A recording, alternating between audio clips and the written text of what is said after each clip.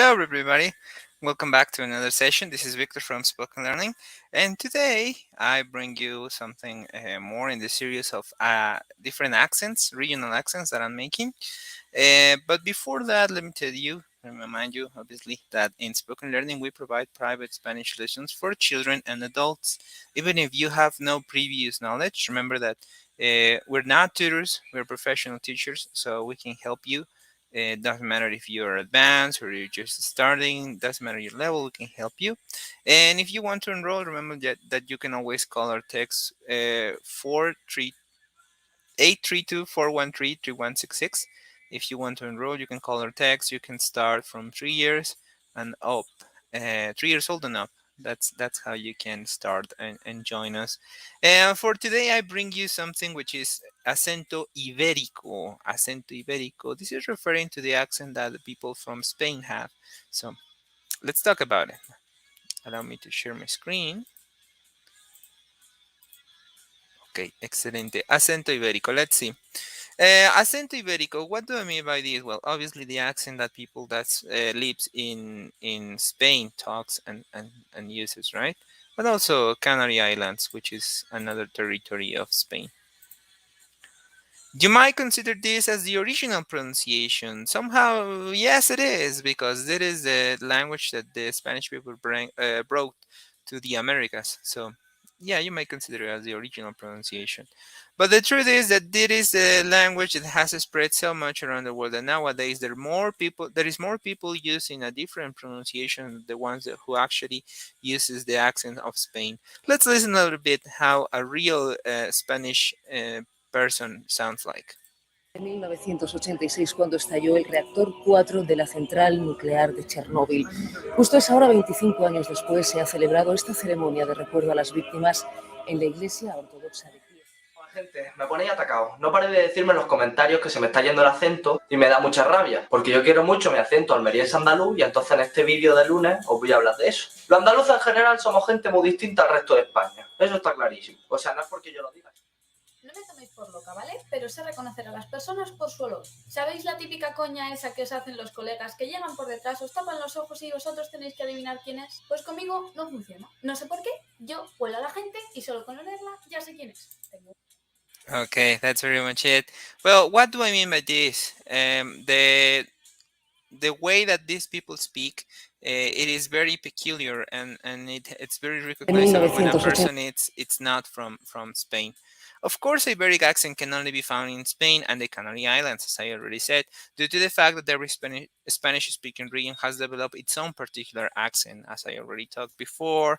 There is the Rio Platense accent, the Caribbean accent, the Latin American accent. So there is already several accents that have their own specific properties and way to recognize them and make them sound. There are three particularities of the Spanish accent. The first one is called distinción. This means that Spanish accent distinguishes between the pronunciation of Z, S, y C. Z, S, y C. That's how they will actually pronounce it, with examples like this. We in Latin America will say cerveza, just like that, cerveza. But in Spain, they will say cerveza, cerveza. That's how they pronounce it, like with a very strong C, cerveza, cerveza. And this will be zapatos, zapatos. That will be the sound that they will actually make. And for this part, they will say tierra, tierra with a C, right? Tierra. But this one, being with S, it will be sierra, not tierra, sierra. Are you getting the idea? That's kind of the thing with the pronunciation. They always mark exactly which letter is which. If it's a C, a Z, or if it's an S, that is always going to be very well pronounced for them. It is a way for them to recognize the actual letter and to have better grammar, according to what they say. So that's kind of the idea behind it. The second one is the usage of vosotros instead of ustedes, which is a you plural. I don't know if you ever have heard this before, or if you already know this because of the classes of spoken learning. But the use of vosotros instead of ustedes, which is a you plural, turns out to be the informal way ustedes, it is the formal way.